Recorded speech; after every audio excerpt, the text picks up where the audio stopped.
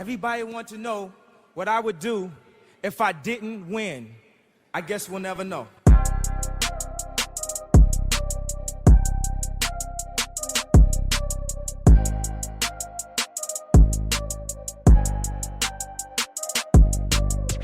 Imagine making a difference. No, imagine being the difference. The difference between I can't and I can, or I won't and I will. The reason someone chooses to wake up and strive for greatness. In life, it can feel like everything is working against you. Let's defy all odds and break generational curses. This is Overstepping Poverty with Daquan and Zacchaeus. Welcome back to Overstepping Poverty, the podcast that provides you with tips, tricks, and hacks in overstepping poverty. My name's Daquan Brooks, and I'm here with my co-host Zacchaeus Shaw. How you doing, Zacchaeus? I'm doing good, brother. You know, as always, another great day to be in the studio.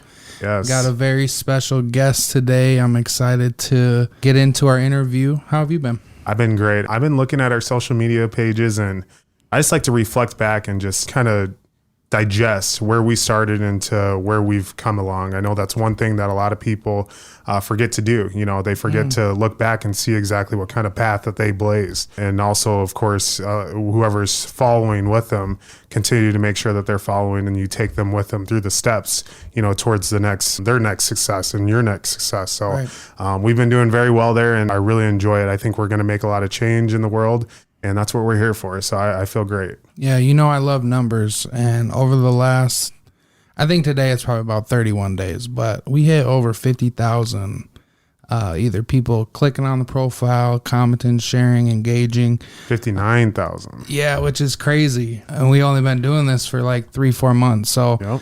Super proud of that, and thank you guys for tuning in as always. But I want to get into our interview today. Like I said, we have a very special guest that I'm excited to pick his brain, kind of hear his story, and give a platform for other people to have a different understanding or perspective of this man.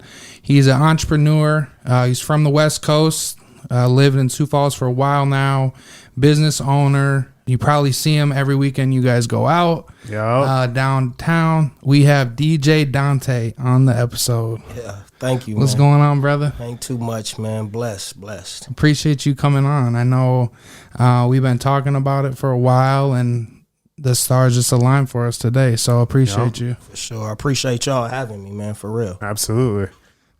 So we want to get into it, you know. Like Zacchaeus said, very special person. You're a special individual. I always see you out whenever I'm out and I'm downtown having some fun with either friends, family, or coworkers and whatnot over at Ben.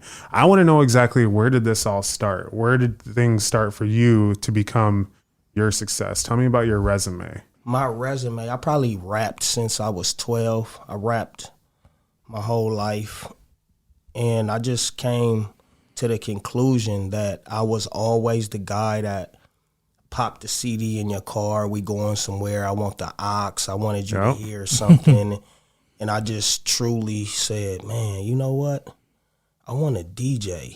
But I was always scared. I didn't know anything about DJing, or the equipment was high. It was out of my price range. I just didn't know what I wanted to do with it, but I knew I wanted to make people feel good with music. Yep, I like that. Before we get into that journey of yours, I want you to take us back to when you were just a young boy. Where are you from? Kind of how did you grow up? Los Angeles. Okay. Yeah, I'm from the Crenshaw district, Jefferson Park area.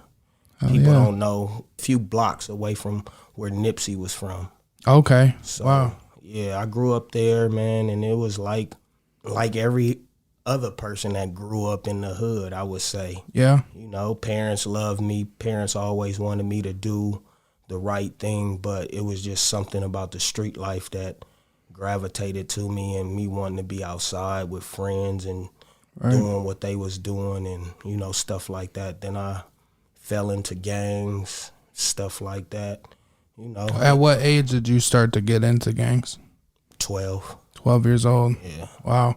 What kind of, if you can think back, what kind of led to that happening? Just truthfully wanting to be outside. Just going outside, and when I got to go outside, seeing the things that everybody was doing, and, you know, being a follower. Let's be real. It was being a follower. Because in Los Angeles, the gang culture is very high. You're going to either play sports, gang bang, or stay in the house. Right. You know what I mean? So as you transition from that, kind of take me through how you, maybe some of the struggles that you went through as you were growing up, especially in your teen years, and then kind of how you got to Sioux Falls. One thing that led me to really jump out in the streets was my parents didn't have or wouldn't spend money on like the freshest clothes and stuff like that. And going to school, it's like you're being talked about, you're being joked on, and you're not in the in crowd. So for a kid, that may turn you to, I don't want to go to school. Oh, these dudes ain't going to school. What these dudes doing? Then you start doing what these dudes are doing. Right. Not staying in class, not listening, hanging out all night, running away from home, stuff like that. Then I was placed in foster care for a while. At what age? I think probably like 13. 12, 13, yeah. It was ironic because my grandmother, I was running away from home and my grandmother was getting older. She couldn't like handle me. Right. So she had to call, like my mom wasn't around and my dad was in Louisiana at our family reunion. So it was nobody there to like control me. So she had to call social services and they took me. Damn. And about time my dad got back, I was already like fucking up, messing up. Yeah. Excuse me. No, you're Messing good. up in the group homes and stuff like that. So I had to stay longer. Then I'm messing up more. So now you've going from group home to group home, because every group home I used to go to, I used to run away and go to my neighborhood. I would just run away and go there. So they tack on more time that I had to actually stay in there before my parents could get me back. Right. I end up committing a real crime with a gun, and I end up going to like jail, like camp, you know what I mean, stuff like that. And I had to where my parents couldn't get me out. I had to. Damn. You were still under 18 at that time. Yeah. Yep. Okay. Yep. And this is in LA. Yep. Okay. I did my jail time, came home, tried to do the right thing, work, stuff like that, still involved in the streets, still wanting to go outside and be around the certain people that I wanted to be around. Right. You know what I mean? Yeah. And my boy, he was living in Minnesota and a friend of his was living here. And she came and brought him here. Then he came to Los Angeles and told me to come here. And I was like, South Dakota? Right. Nah, I come visit. So I brought 2 weeks of clothes, came. Within the first week, I got my first baby mama pregnant. That was your way of staying. Yeah, so when I came here, my cousin had just got killed. Okay. So Back I didn't, home? Yeah, so I really didn't know, to keep it real, I didn't know how long I was going to be alive. So me having a kid, it was like that, you know what I mean? I want to leave something on this earth. So I don't know if that's the truth, but I think that's what it was. Right. You know what I mean? Yeah. So with that being said, came out here, had a baby. Me and a girl didn't work out. We just didn't work out. So I went back home. Okay. And I stayed home for a little while, and my daughter was born. So I came back here to try to do the right thing, and everything was cool for a minute. Then it didn't work out. Yeah. Then, you know, me being from where I'm from and coming up here, not adapting to this place the way that I should have, Right. it got me in a little trouble. So why don't you tell us about like that kind of mentally? How was that for you? Because a lot of people never really realize, you know, the hurts and the troubles that we're going through at a young age and whatnot. We're trying to find, you know, that place. We're trying to adapt, you know, as much as we can. So I want to know exactly kind of like you mentally, how was that for you going through those different phases? Well, I think I just wanted to be loved unconditionally. I wanted to be understood. Right. But I didn't understand myself, if that makes sense. It does. You know what I mean? I didn't understand who I was or where I was going. Right. I just know that I was a young kid. I wanted to have fun. I like having fun, like laughing in a place where you can't really show your teeth. Right. You know what I mean? So it was just kind of hard mentally But that's where the music came in. Like I sunk into the music. Like, so that was kind of like my outlet. Talking about the music, and I kind of want to transition that, you know, talking about LA, talking about the music and a lot of what comes with the culture that you grew up in. I kind of want to shift this a little bit to Nipsey Hussle, because you mentioned him a little bit, from basically the same place you're from your perspective, because I feel you have a different type of perspective on the whole situation, just with it being so close to home, right? And really knowing what it's like to grow up in those streets. What type of influence do you think that Nipsey Hussle had on not only you, not only the culture in LA, but really everywhere? For me, he was our modern day Jesus. Well, I'm just going to be real. Like, he came from where we came from, but he transitioned and became who he became. And now his legacy lives on. right. Like God. You Yeah. know what I mean? Like God. Like the things that he was preaching. Like, a lot of people don't understand California or West Coast music. They think it's just gangbang rap, and a lot of it is, but there's still jewels being dropped within those lines. And I heard it from him soon as I heard him rap. I just knew he was different. His chain had Malcolm X on it. Like, you Right. have to know, like, you know what I mean? Yeah. He was just different. And for me, he made me believe a little more in myself than I did, as far as when I go in rooms with certain people and talk with certain people. Now I feel more confident. When other times I just be like, sit back and, you know what I mean? I let people talk to me and not engage in a conversation. Right. But now I know that my word means something when whoever I'm talking to. I can be talking to Obama. Right. And I feel like he put that battery in my back. Damn. Yeah. That's big, because I know we talked about it a little bit, and just the energy and the things that he was doing out in California, the things he was setting up with the tech and really trying to bring opportunities to that community that really hasn't been there. You know what I mean? I think that's something that I admire about him as well, because when I look at what he did, I felt like he just stood for one, really just being a good person, but for two, like really helping people change their mindset on things. And we're like looking at things a different way. But I appreciate you sharing that. Absolutely. And like from a fly on the wall, you see a lot of the music industry and a lot of the artists and whatnot. A lot of them, their entire objective, their entire thing that they want is the money. And with Nipsey, you could tell, like, as far as the messages that he was sending, it was all about the community. That's kind of how he operated and whatnot. And it's crazy just to see how music can be such an influence on someone, because it can take you out of, you know, obviously a piss poor mood and put you in a good mood. It can take you and it can make you realize, like you were saying, you know, that confidence, that it breaks barrier. And it has its different effects on different people. Well, with him, he always traveled the world, and I could see, because like I said, I had been listening to him since he came out, and I seen his transition, and he spoke about it when he flew over to where I don't want to say it wrong, Eritrea. Yeah, he went over there and seen how his culture is, and he came back and started looking around like, why are we doing this to ourselves? Right.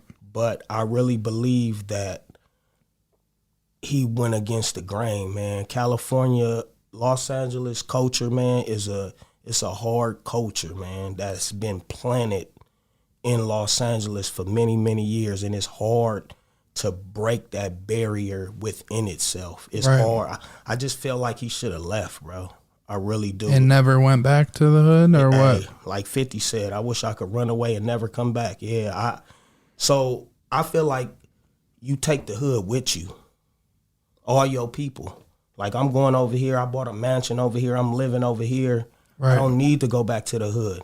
I'm bringing the hood, the people that I love, that I think I need to go back for, I'm bringing them with me and showing them different.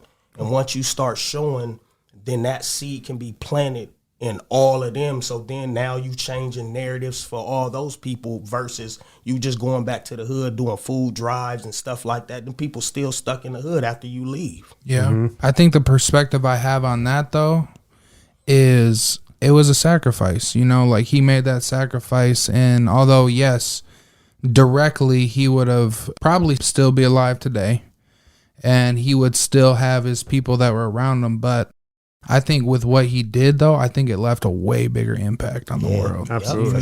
For sure. You're right about that, for sure. Because when you look at all the people that really make real change in the world, it sucks, but it seems like most of them do get crucified or they do get killed, you know, when they are making that sacrifice for everybody. You know, when he died, I remember laying down, I'm pretty sure I was watching a basketball game and got it on my phone like Nipsey Hussle just died. And I'm like, what?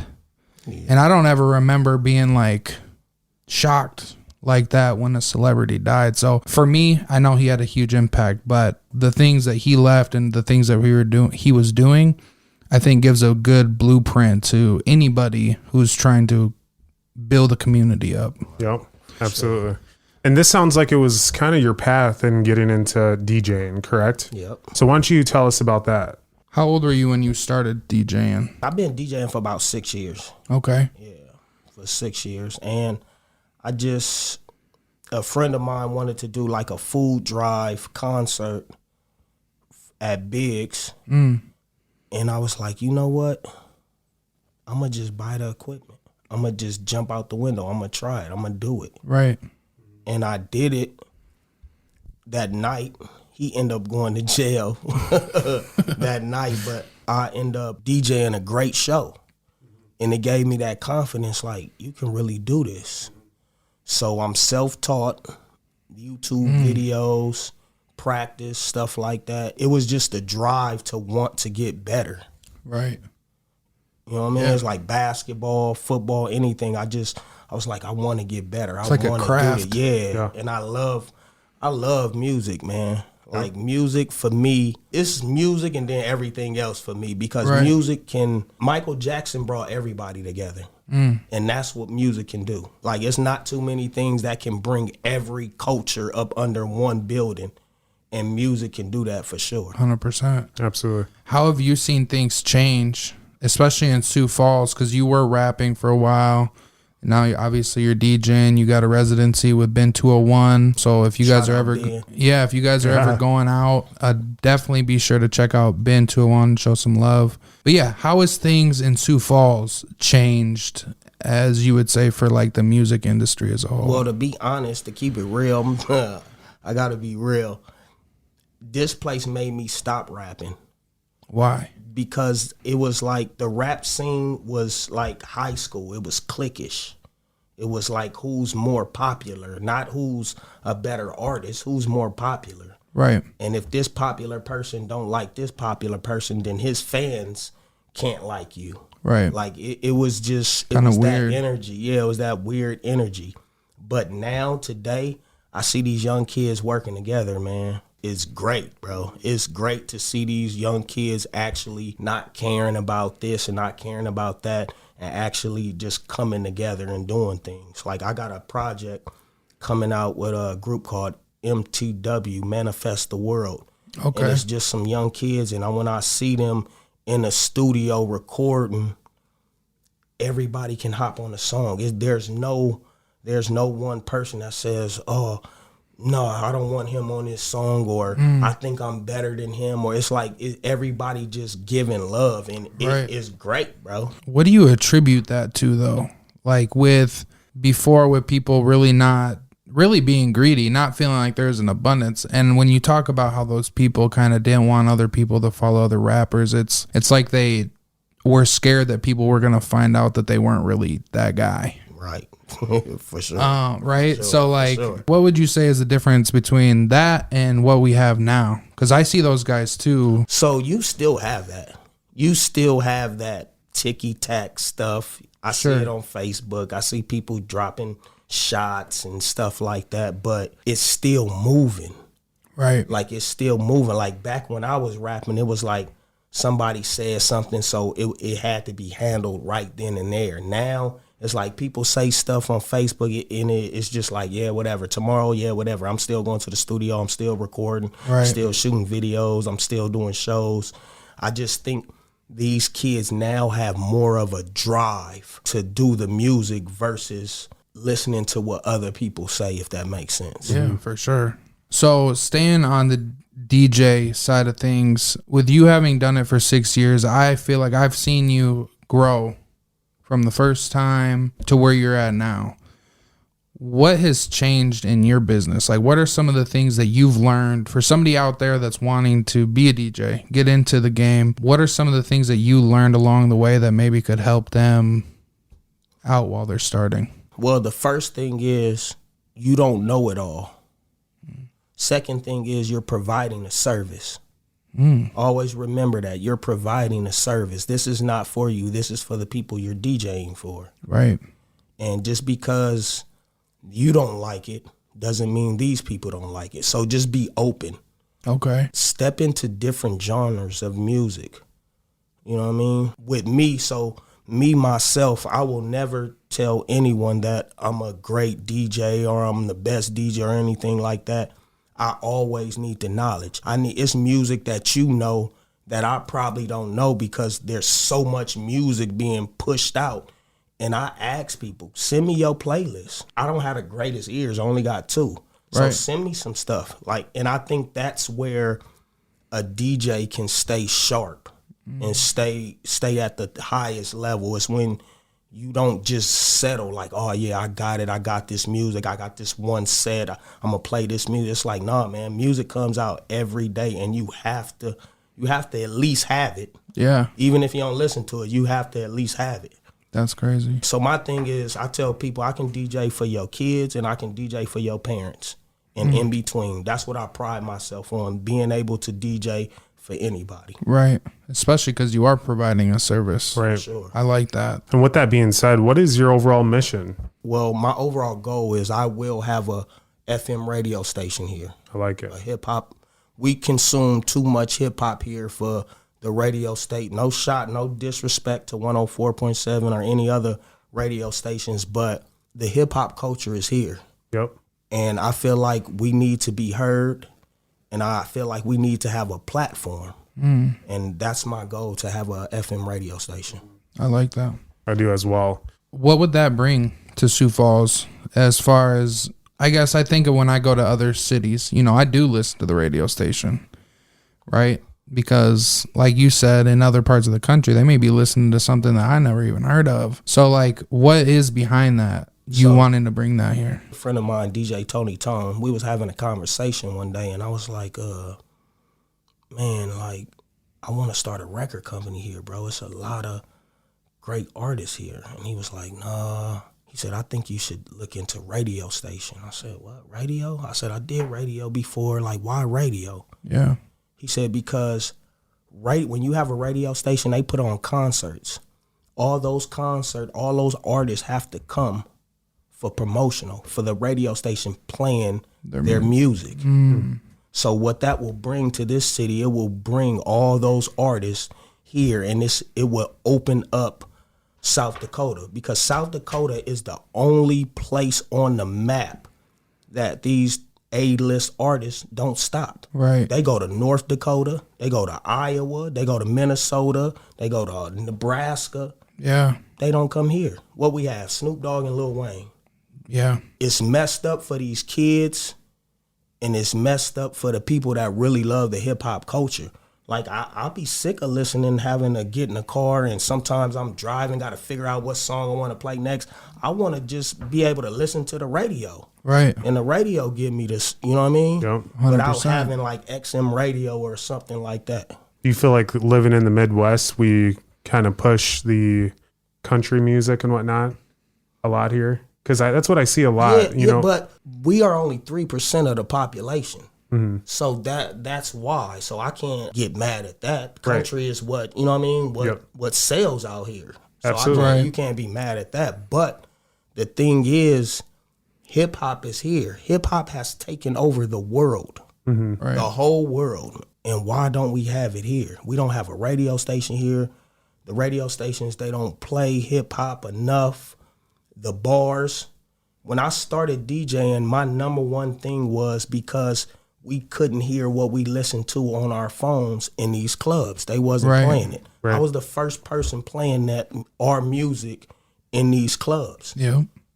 And I stood my ground, and that's why I've been blessed to be successful these 6 years at still having residency at Ben 201 and still being booked to do different gigs and stuff Right. like that. I think that's dope because it just makes me think of how far behind Sioux Falls is. And it also gives me hope and like kind of makes me excited because there's so much opportunity out here to catch up to the bigger cities, you know, because Sioux Falls is growing and you see it all the time. People going to Nashville or people going down to Austin or wherever it is and bringing back ideas from those places and bringing it here and having successful businesses. Right. I think that that's something that more people, especially in Sioux Falls, should really take advantage of is trying to travel for one and seeing what's out there. And if they have that entrepreneur mindset, finding out a way how they can bring it here. Yeah. Such as the Sioux Food Tractor.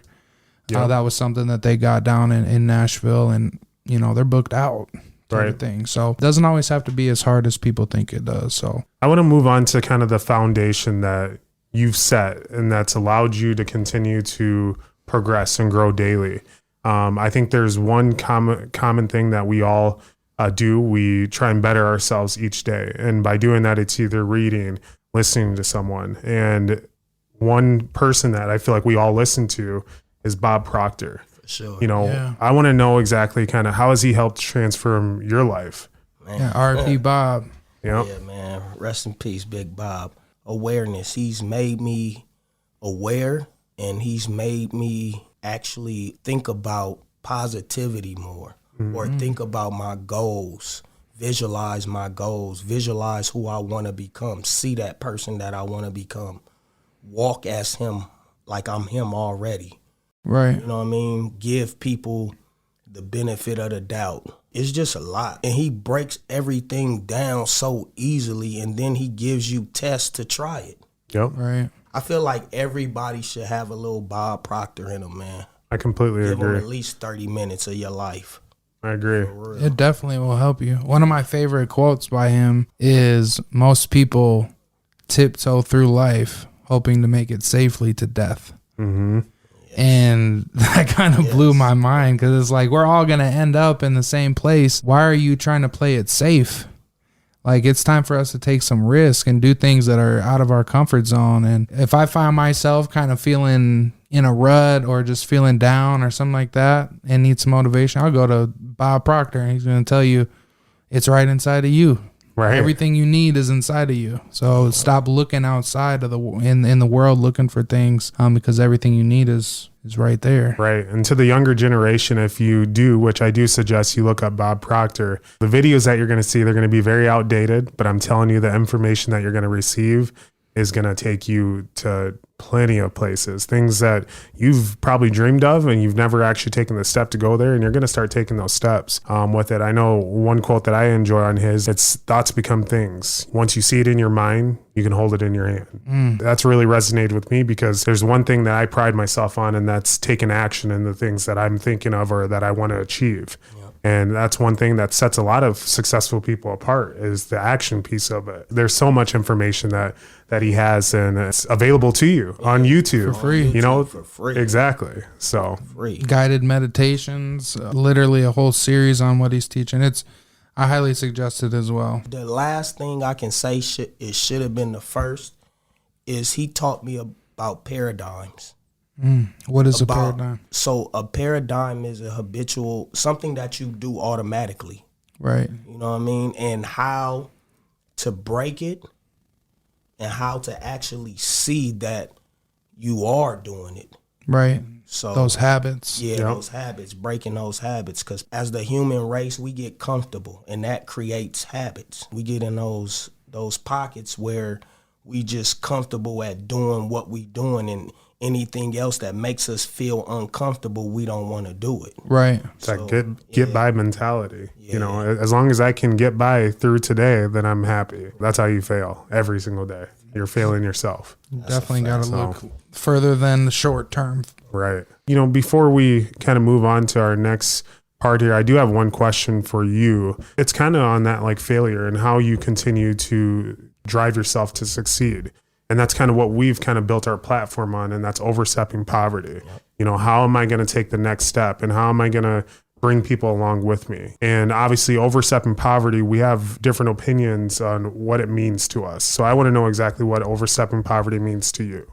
Overstepping poverty for me means my small journey that I told y'all about, and to be here right now.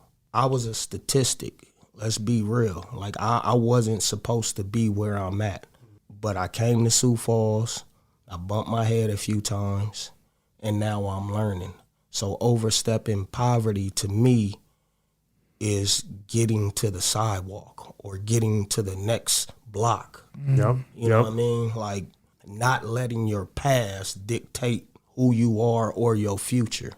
That's big. Yeah. I feel like Nipsey, myself, and there's a few other people. There's a lot of people that stories probably ain't out there. They've been through a lot to get to where they are. Yep. I feel like those are the best people because they know what this is over here, but now they're here. So they can have compassion for these people over here. Right. You know what I mean? It's hard to have compassion for people or things that you don't understand or know about. Right.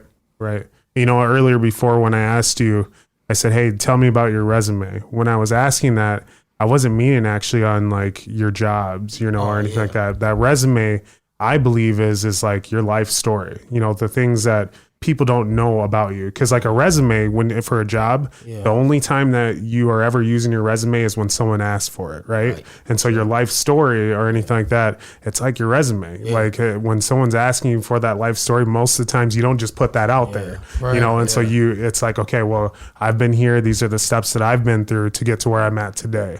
That's the resume. That's what builds you, you know, that's that life that you made, you know, and created. It's hard sometimes to speak on your resume because we live in a judgmental world. So people will see that instead of who I am today. Yep. Right. You know what I mean? Completely. Yep. That's understandable there. And that's their own fault, you know? It is, but I'm a living testament. So of somebody that can come where I came from and be a modern citizen in today's world. Absolutely. So let's move into our next part of this episode here. I want to open it up to roundtable. This is where you can ask us questions that you've thought of. Come prepared to ask myself and Zacchaeus. I want you to fire away whatever's off the top of your head. What are some questions you have for us? What books are y'all reading right now? I'm reading Think and Grow Rich. I think that's one that we're just going to keep reading over and over again. Yep. And then off the top of my head, I don't know why I can't think of it, but the book that I started today is about basically being comfortable with being unliked or disliked. Yes. And how it's important to be yourself, you know, because there are people that are not going to like you for who you are, and there's people that are going to love you for who you are. And absolutely. I wouldn't want it any other way.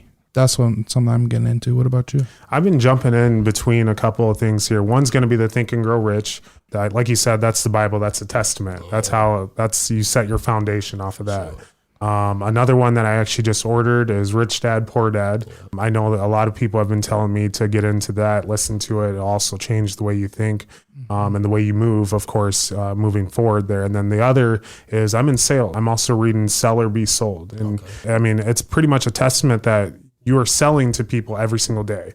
Because if you get up and you go to work or anything like that, you have to be ready to do your job. You have to make sure that, I mean, the other people are going to have a perception of you. Right. Whether you brought some baggage and you brought it to work or anything like that, you have to have a perception and sell people like, hey, listen, I'm ready to go. This is my job. Everything on this end of it here comes first, even though mentally or anything like that, I know I have to take care of this as well. But at the end of the day, I mean, you're selling yourself. If you go into an interview, you're selling yourself, you know, when it comes to that as well. So I've really enjoyed that book as well because it's helped me through a lot of my sales career as well when I went into management for that. So what about you? Well, right now I'm reading Think and Grow Rich. I'm reading The Power of the Subconscious Mind. And I'm reading this book called The Memory Book. It helps you with your memory. Okay. So, yeah, I'm reading those 3 books, and I got 3 more right after. Yeah. Very nice. Since we all are reading it, what is it about for both of us, or all of us, I guess? What is it about Think and Grow Rich that makes, why is that, quote unquote, the Bible for you guys? For me, it explains everything. It explains so much, and it's in depth. Like, you had a Bible, but it's written a certain way to where you have to decode it sometimes. Right, yeah. But with Think and Grow Rich, the one that I have, it has like lessons in between the chapters that like has, a workbook. that has you, you know what I mean? Just to make sure you're getting this stuff. To be truthful, I think my thought process has been way better since I started reading this book. You know what I mean? I think I've become a better man. I think I'm a better husband, better father. Yeah. You know what I mean? So it explains life. And for somebody not like me that was looking for like, what is this shit about, man? Like, really, what is it about? Like, am I supposed to be doing this? Am I not supposed to be doing this? Am I doing it too much? Am I not doing it enough? And I think that book really puts a lot of stuff in perspective as far as a person wanting to succeed in life. And you just said it actually for like what I enjoy about it. It's that perspective. And it allows people to have a different perspective, of course, with the chapters that they're reading.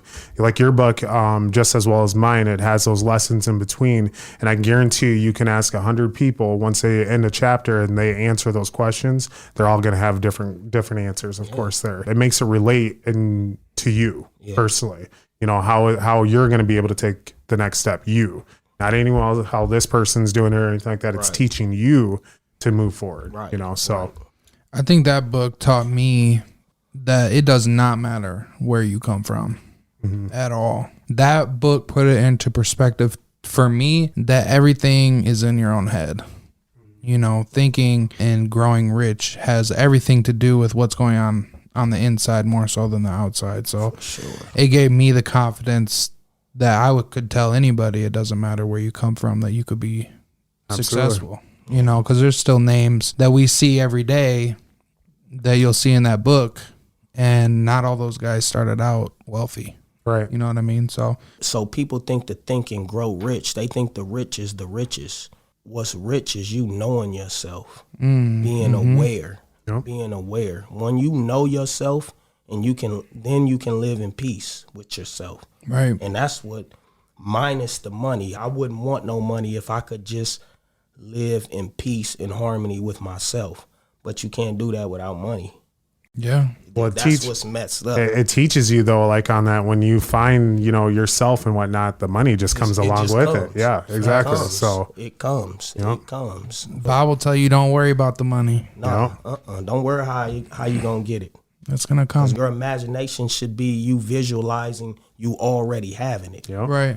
So, like you said, you don't work to the goal, you work from the goal. Right. Work backwards. Yeah. Thoughts become things. You hear me? Once you see it in your mind, you'll hold it in your hand. For sure. Facts. For sure. Do you have any other questions for us? Yeah, I'm a DJ. I'm going to get on y'all ass about this music. Right. What y'all listening to right now?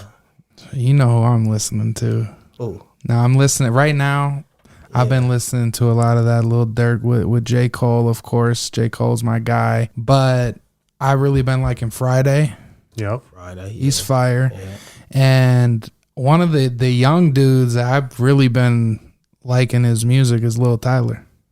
Oh, have you checked him out? Yeah, my Florida? son. My son put me on him. He got a song called Law and Order or something. Yes. Yeah, my son put me on him. He be going in, I think, and he got his own flow, his own style. I like it. I kind of jump around for mine. I mean, it just depends on the day. I usually go between Friday. I've got Giveon. I've got NF, J. Cole, Drake. But I'd say like the biggest one currently, and it's probably because NF has a concert coming up in Omaha. Yeah. So I've been listening to NF and his new album and whatnot. I don't know. I really like his music. So if y'all was on an island by yourself and could have only 3 albums. 3 albums. For Your Eyes Only. That's J. Cole. Okay. Yep. J. Cole's album. Or wait, is it For Your Eyes Only, right? Yeah, Okay. I think, I thought so. Yep. So J. Cole's, I do that. I would take NF's new album, Hope. I don't know why I'm like addicted to that album right now. And then I would also take, Friday's album. It was in 2021 he came out with it, right? Or 22? He just dropped one, I think. Another one? Mm-hmm. I need to. It's fire. Yeah, I need to listen to it. NF, So. J. Cole and Friday. Yep. I'm going to go with Dark Skies Paradise is one of my favorite albums of all time by Big Sean. With the Off Season, I think that's J. Cole's best album. Oh, yeah. That's probably the one I would take with, just because I feel like whenever Cole drops something, I feel like he talking to me or something. For real. And then I got to get some R&B or something in there. What is, I can't even think of the name. Also one of my favorite, Bryson Tiller's first album he dropped. Yeah. Fire. Yeah, for sure. So those are the three that I would take with me. Sure. What about you? I would have to have Whitney Houston's Greatest Hits, Michael Jackson Greatest Hits, and Tupac All Eyes on Me. All Eyes on Me. Hey. That would be dope. That would just get me through whatever. Day to day. Yeah, it would get me through. That is crazy. With you mentioning Tupac and you just being from the West Coast, what was it like kind of being out there while he was doing his thing? Oh, man, it was great. The 90s were, man, you had to be there. Right. That's a hard question. That's kind of a hard question, but it just felt like more love. Like, I don't know, it just felt like the world was loving on each other a little more back then. Even though the crime rate was up and all that, it just felt like Pac held the West Coast down. You know what I mean? Like but I can't forget about E40 and people like that held the West Coast down. Yeah. But a lot of people think that I'm a West Coast head. When I was young, my big homies was from the East Coast, so I tapped in with a lot of East Coast music. You know, to me, lyrically, I know I'm gonna get lashed for this, but lyrically, Biggie, I think, was a better rapper than Tupac. Like, you know what I mean? Tupac was more of a prophet, poet. You know, Biggie was a rapper. Right. Yep. You know what I mean? Yeah, I feel like Tupac had a good way of, I felt like just people bought in and people followed him. From my perspective, at least, it seemed like he was a voice for a lot of people that didn't have a voice. I talked to somebody about this, and it saddens me, man, because I feel like Nipsey was our last voice. Like, we don't have a voice anymore. We don't have anybody that's, like, back in the day, if you didn't have no father, I had my dad and my mom, but if you didn't have a father, rap music was your father. You could listen to rap music and figure out what to do and not to do, and I just don't think we have that no more. Right. You know what I mean? We don't have one person that stands up for us as a people, as a race, as the human race. Yeah. Like, a lot of people thought Pac was against white people and stuff like that. Nah, he was against oppression. He didn't like oppression. Right. And I really believe that this world would be different if he was still alive. Yeah. Man, he had a huge influence. That's for sure. For sure. Absolutely. You know, speaking on influence, I want you to go over some tips, tricks, and hacks that you tell yourself when you're about 15, 16, you know, how you would take the next steps in overstepping poverty. So the first thing I would tell my younger self is to believe in yourself. Because where we coming from, that's so easy to get offset. You can be teased at school for not having cool shoes, but that will mentally make you think that you're not good enough. Right. So you have to believe in yourself. Yep. I think that's the first one. And the second one, people want to see you do good, but never better than them. So only take criticism from people you know that have your best interests at hand. I love that. You know what I mean? Yeah. Like, it's cool to take criticism from the right people that's giving it to you, that love you. It's coming out of a place of love, not hate. Right. Or not the other side of criticizing somebody, because you can criticize somebody that you love, then you can criticize somebody that you don't care about. You just trying to tell them what to do. You just giving your opinion on the situation. Right. I saw a quote on that today that said, don't take the critique if you wouldn't take their advice, is what it was. Right. And then the whole narrative is, oh, I'm not taking advice from somebody that don't have more than me or stuff like that. Fucking bum on the street can give you advice. Yeah. A baby can give you advice. Yeah. So don't corner, oh, I'll only take advice from this. No, you know what good advice is and you know what bad advice is. That goes back to the first one. Believe in yourself. Right. Yeah. So my third one is, don't get caught up with impressing people. You know, I had that. As I'm writing this, I'm telling this to myself. Right. I've done that a lot.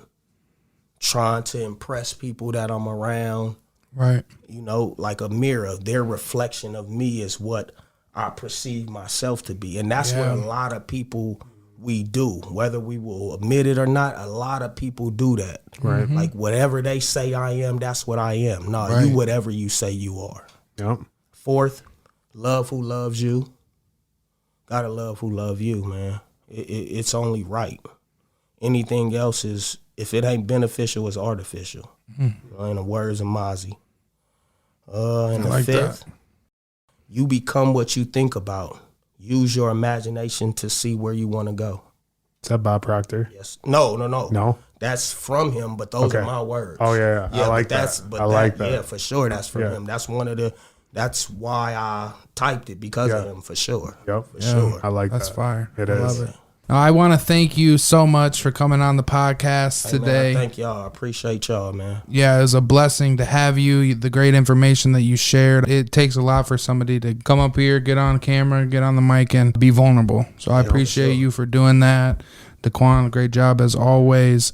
And I want to say thank you to everybody that listened, especially till this point, because that means you made it to the end. Keep tuning in. We really appreciate you guys, and we'll see you next time. Don't forget to like, share, and follow. Thank you guys so much. Thanks for tuning in to another episode of Overstepping Poverty. We hope you found this week's discussion informative and thought-provoking. We know that tackling poverty is a complex issue, but by working together and understanding the root causes, we can make progress towards creating a more equitable society. If you enjoyed this episode, please share it with your friends and family, and don't forget to subscribe to our show. Until next time, let's take the next steps in overstepping poverty.